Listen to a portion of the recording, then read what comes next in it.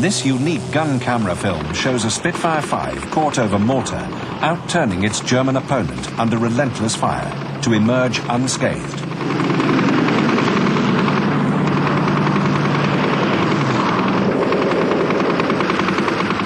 Spitfires had turned the air battle.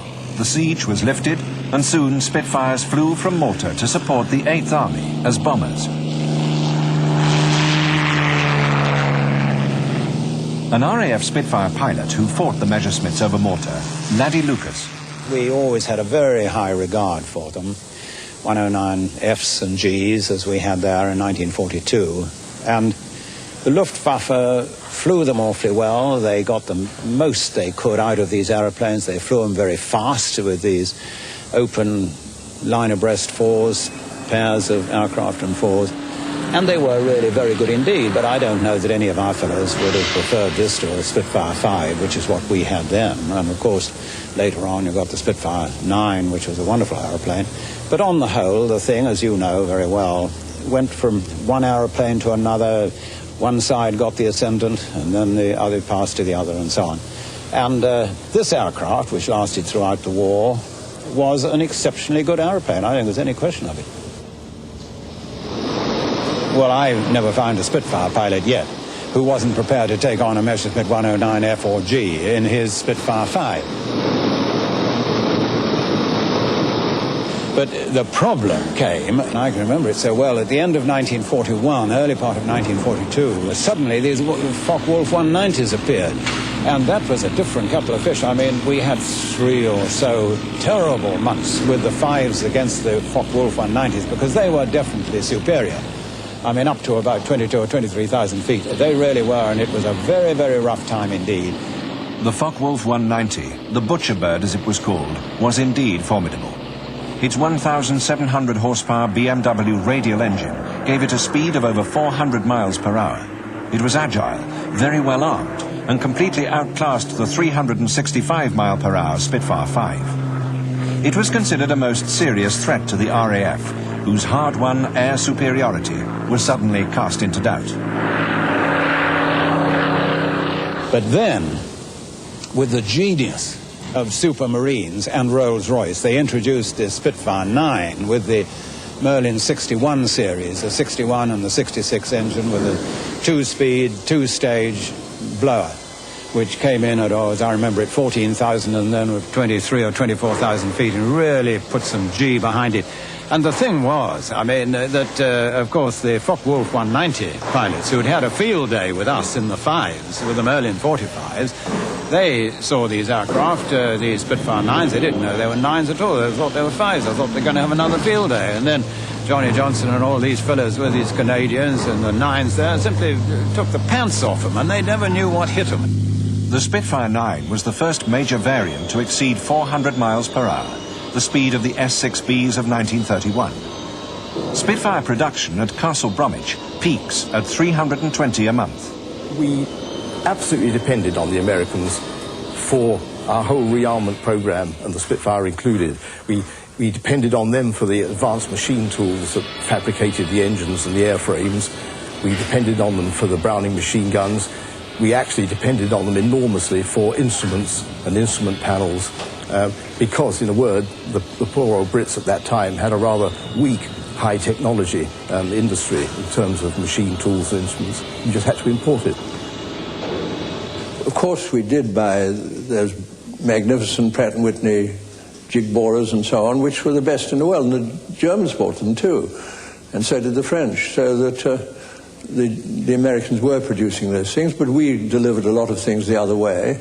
Nobody had a monopoly of the best ideas before the war or even during the war, and we were well, of course, the Americans didn't have a fighter worth anything until the Mustang came along with the Merlin engine to a British specification. So it was a two-way road. One of the problems of British industry during the war was that it was even then bedeviled by go-slows and unofficial strikes, and therefore aircraft production tended to suffer quite a bit. Not much as it appears in terms of the overall numbers, but just enough disruption to cause quite a lot of alarm to the government at the time. They had some unrest, but nothing serious. There were no major strikes, no. They were just really getting into the ideas of what mass production, or what for those days was mass production, was all about. And of course there were a few problems to iron out, but they weren't held up. And the fact that twice as many Spitfires and Hurricanes together were built during the Battle of Britain compared with the Germans' output of Messerschmitts shows that it wasn't too bad an effort anyway. As Spitfires were built under pressures of war, what problems did they pose on their first flight? Chief Test Pilot Alec Henshaw. We had plenty of aircraft that gave trouble, but that's what our job was to find out what the trouble was, to locate it and put it right.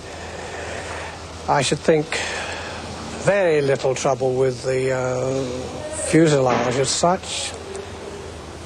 Possibly some troubles with the engine at times, like skew gear failure. You could fly an aircraft on test probably 3-4 times, be perfectly okay, and then at normal revs, normal boost, the engine would suddenly stop because the two magnetos had been cut off. But I think possibly, apart from the skew gears, piston failure was probably the most disconcerting, depending on when the engine suffered its damage. I did have one in a dive that the piston seized, the whole engine seized, and then because we were in the dive with the prop thrust overloading the bearers, the engine and the cowlings were starting to break up and fly around, and before I knew where I was, I'd been flung out also.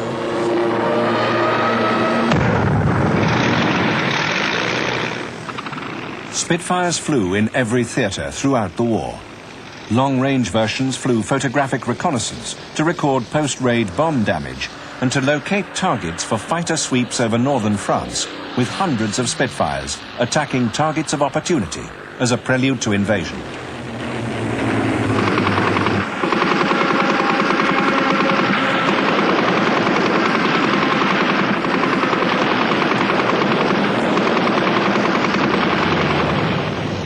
Seafires flew from carriers on every ocean, including the Pacific.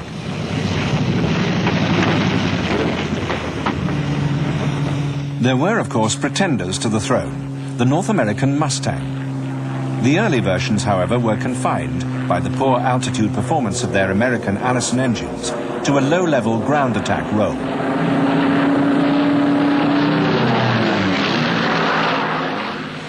But later versions with Rolls-Royce Merlins became excellent long-range escort fighters. Hawker Tempests, with their complex 24-cylinder Napier Sabre engines, were used against the first jets, the V-1 flying bombs, as were Spitfires. 350 V-1s were shot down by fighters, though attacking a V-1 was never popular. As the Allied armies advanced, Spitfires operated from makeshift forward airstrips. These are flying with the 12th US Air Force in North Africa, some of the 350 Spitfires given to the United States. As the war ended, Spitfires flew in celebration. They had served with distinction from the first day of the war to the last. I mean, you asked me what was the best fighter aircraft of the war. I mean, for the purposes that we used it for, the Spitfire was outstanding. They would linger onto the jet age, well into the 50s, the last on meteorological flights.